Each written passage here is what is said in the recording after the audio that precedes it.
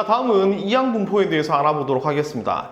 자, 이런 상황을 한번 묘사를 한번 해보죠. 자, 뭐냐면 자, 주사위를 6번 던집니다. 주사위를 6번 던져서 1의 눈이 나온 횟수를 확률 변수 x라고 한다. 1의 눈이 나온 횟수를 확률 변수 x라고 할 때 이 x를 x에 대한 확률 분포를 나타내세요. 이런 문제가 나왔다고 봅시다. 그럼 얘는 당연히 이 x는 이산위저우죠. 이산 확률 변수 0번부터 6번 모두 다 나올 수가 있으니까 자, 이 녀석을 표로 그린다면 자, x가 나올 수 있는 값은 1번, 2번, 3번, 땡땡땡 그다음에 6번 이렇게 나올 수가 있고 확률의 합은 1 이렇게 되는 겁니다. 자, 그러면 x가 될 수 있는 값들을 정해놓고 그 다음에 이제 이 밑에 값들을 찾아내야 되는 거죠. 그죠? 자, 찾아내봅시다. 자, 예를 들어서 한 번, 6번 중에 한 번 나오는 건 이건 독립시행의 확률이죠. 그죠? 따라서 얘는 6시에 1에 성공이 한 번, 실패가 5번 이렇게 만들어주면 됩니다. 자, 만약에 2번 나올 확률을 계산한다고 치면 6번 중에 2번, 그 다음 6분의 1의 제곱, 6분의 5의 4제곱 이렇게 되는 거죠. 되게 깨알같이 만들어지는 거죠. 그죠? 그럼 이 확률들을 전부 다 적으면 되는 건데 이게 좀 불편하게 느껴지는 겁니다. 이거 되게 규칙적으로 만들어져 있죠. 규칙적으로. 그러면 이 확률 분포표가 규칙적으로 만들어져 있으니까 우린 규칙적으로 만들어져 있기 때문에 얘를 함수로 나타내면 조금 편할 겁니다. 그죠? 맞죠? 그래서 여기서 확률 질량 함수를 구해보겠습니다. 확률 질량 함수. 그럼 확률 질량 함수 px가 r이 될 확률을 계산해보죠. 자, 요걸 그냥 r이라고 쓴 겁니다. 이렇게. 그러면 얘는 6번 중에서 r번 성공한 거니까 6C의 r이라고 쓸 수 있고요. 그 다음에 성공 6분의 1이 r번 일어났고 그 다음에 실패 6분의 5가 6-r번 일어났다. 이렇게 쓰면 되겠죠? 그죠? 맞죠? 이렇게 6-r 일어나고 r은 0부터 6까지다 라고 써주면 완벽하게 이 표를 대체한 겁니다. 그죠? 맞죠? 그래서 완벽하게 표를 대체한 겁니다. 그런데 여기서 조금 더 편리하게 가보자 이거죠. 우리가 이 확률 밀도 함수를 완성하기 위해서 필요한 건 요거 2개밖에 없다 이겁니다. 요거 2개밖에. 몇 번 했어? 성공 확률이 뭐야? 이것만 알면 이 확률 분포표를, 이 확률 질량 함수를 만들 수 있고 요걸 바탕으로 확률 분포표를 만들 수 있으니까 이렇게 힘들게 가지 말고 계속 형 몇 번 했어? n 그 다음에 확률이 뭐야? 성공할 확률이 뭐야? p 요 2가지 요소만 기록을 해도 얼마든지 요걸 표현할 수 있다 이겁니다. 그래서 이런 분포가 나오면 힘들게 표를 그리지 말고 힘들게 확률 질량 함수를 구하지 말고 딱 np 2가지 값만 가져가자. 그걸 우리가 이항분포 np 이렇게 불러주는 겁니다. 자, 다시 요 B는 바이너리 디스트리뷰션의 약자거든요. 이항 분포란 얘기고 요 이항 분포는 6번 했죠. 그죠? 6번 6, 그 다음에 확률이 몇이다? 6분의 1 이렇게 가져가면 요걸 이용해서 이것들을 만들어낼 수 있다 이겁니다. 자, 다시 자, 이항 분포는 그러면 어떤 상황에서 쓰냐면 성공 확률이 P인 시행을 N번 독립적으로 시행합니다. N번 독립적으로 시행을 해서 성공한 횟수를 x라고 한다. 이런 형태를 띠고 있는 분포가 확률 변수가 나오면 이렇게 확률 질량 함수를 힘들게 쓰지 말고 딱 2가지 요소 x가 이항분포 np를 따른다 이렇게 쓰기로 하는 겁니다. 이게 이항분포의 정의예요. 이항분포의 정의입니다. 그러니까 이 확률 분포표랑 확률 밀도 함수를 완벽하게 대체할 수 있다 이겁니다. 자, 예를 들어 보겠습니다.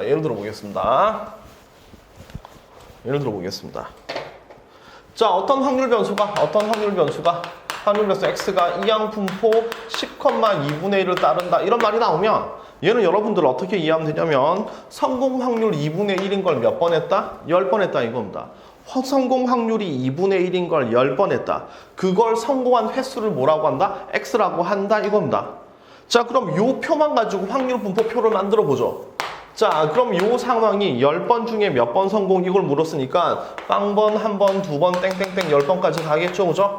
맞죠? 만약에 이 밑에 2번 성공할 확률을 구한다라고 치면 10번 중에 2번이죠, 그죠? 그래서 10C에 2에 성공이 2번, 실패가 8번 이렇게 쓰면 되는 겁니다. 이 뒤에 것도 마찬가지로 다 찾을 수 있죠. 그러니까 힘들게 이걸 할 필요 없이 요것만으로 완벽하게 표를 대체할 수 있죠, 그죠? 그래서 이렇게 대체하겠다가 이항분포 이렇게 되는 겁니다. 아시겠죠? 그러니까 이 표 대신에 뭐만 갖고 가면 된다? NP 요것만 가져가면 이 분포 상황을 완벽하게 대체 가능하다. 이렇게 만들어지는 분포를 뭐라고 부른다? 이항분포라고 부른다 이겁니다. 그래서 우리는 이게 이항분포 상황인지 아닌지만 찾아내면 되는 겁니다. 발견하면 되는 거예요.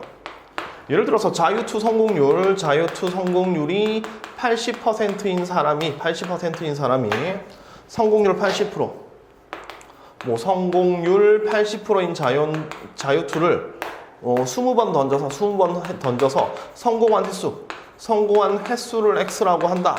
이런 표현이 들어있으면 얘는 독립시행을 20번 한 거죠. 성공할 확률이 80%인 걸. 따라서 이런 상황을 이항분포 20,0.8 이렇게 써주면 된다 이런 얘기예요.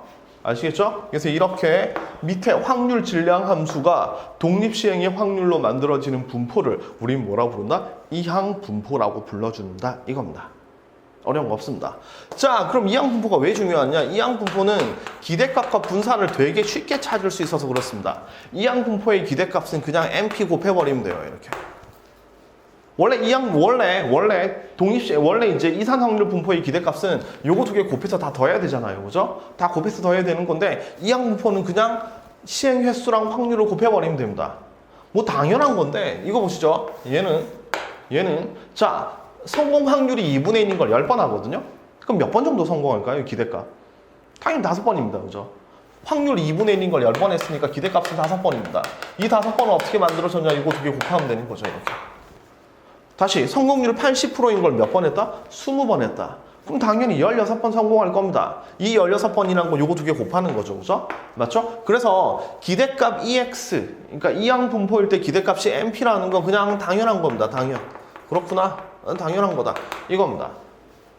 그럼 이항분포의 분산은 어떻게 계산하느냐? 분산은 NPQ예요. NPQ입니다. 그러니까 Q라는 건 1-P입니다. 이 Q는 실패할 확률입니다. 1-P. 자, Q는 1-P. 1-P를 Q라고 부르는데 그냥 이렇게 계산하면 돼요.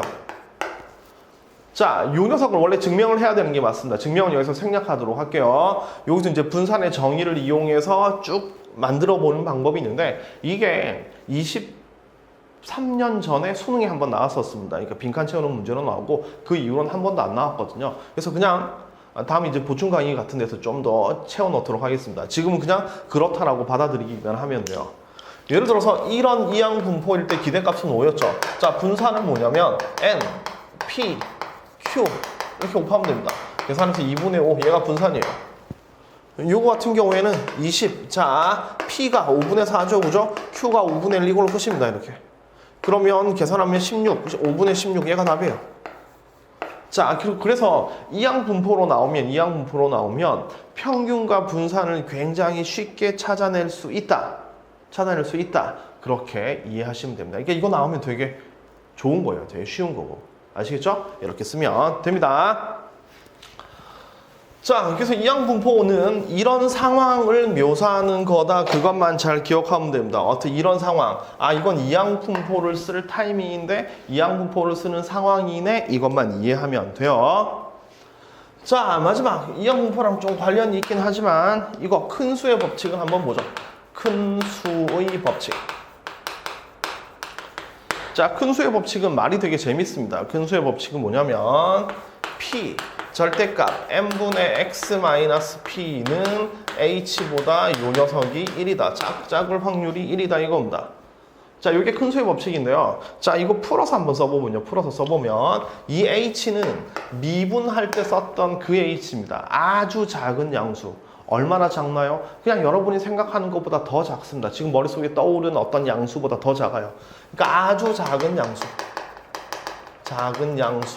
극한의 개념이 들어갑니다. 졸라 작은 장수 이렇게 생각하면 되는 거고, 그 다음에 P는 뭐냐면 수학적 확률입니다. P는 수학적 확률. 수학적 확률입니다. 수학적으로 계산되는 확률이고, 그 다음에 이 N은 시행 횟수입니다. 시행 횟수. 시행 횟수가 되는 거고, 이 X는 성공 횟수 이렇게 되는 겁니다. 성공 횟수. 자, 그러면 요 전체적으로 계산을 한번 해보면 여기 n분의 x는 어떤 의미냐면 전체 시행 횟수 분의 성공 횟수죠. 그러니까 얘는 통계적 확률입니다. 그죠? 통계적 확률이에요. 요거 묶어서 통계적 확률이라고 불러주면 됩니다. 그럼 통계적 확률과 수학적 확률의 차이의 절대값이니까 얘는 다른 말로 오차라고 생각할 수 있죠. 오차. 그러니까 수학적으로 계산되는 확률과 실제로 일어난 통계적 확률의 오차라고 생각할 수 있습니다. 절대값을 붙였으니까 뭐 클 수도 있고 작을 수도 있고 어쨌든 차이니까 오차라고 생각할 수 있어요. 그럼 오차가 어떤 양수보다도 작다 이겁니다. 어떤 양수보다 작다라는 건 거의 0에 가깝게 간다 이런 얘기죠. 그죠? 그럼 오차가 거의 0에 가깝게 간다는 얘기는 얘랑 같아진다는 얘기입니다. 그래서 오차가 어떤 양수보다도 더 작아진다는 얘기는 오차가 0이 된다는 얘기고, 오차가 0이 된다는 얘기는 수학적 확률과 통계적 확률이 같아진다는 얘기입니다. 아시겠죠? 그래서 수학적 확률과 통계적 확률이 같아질, 여기까지가 같아질 이런 얘기예요. 수학적 확률과 통계적 확률이 같아질 확률이 1이다 이겁니다. 같아진다는 얘기예요. 언제? n이 굉장히 크면. 아시겠죠? 그래서 n이 굉장히 크면 시행횟수가 n이 굉장히 크면 얘랑 같아진다. 다시 풀어서 설명하면 시행횟수가 굉장히 많아지면 통계적 확률과 수학적 확률이 같아질 확률은 1이다. 결국 같아진다 이런 얘기죠. 1이라는 건 항상 일어나는 얘기니까. 따라서 이렇게 해석을 해줄 수 있습니다. 말은 되게 멋진데 그냥 한마디로 얘기하면 되게 많이 하면, 굉장히 많이 하면 통계적 확률과 수학적 확률은 결국 같아진다. 이런 얘기를 하는 겁니다. 아시겠죠? 자, 이렇게 이항분포랑 큰 수의 법칙까지 정리를 해봤습니다.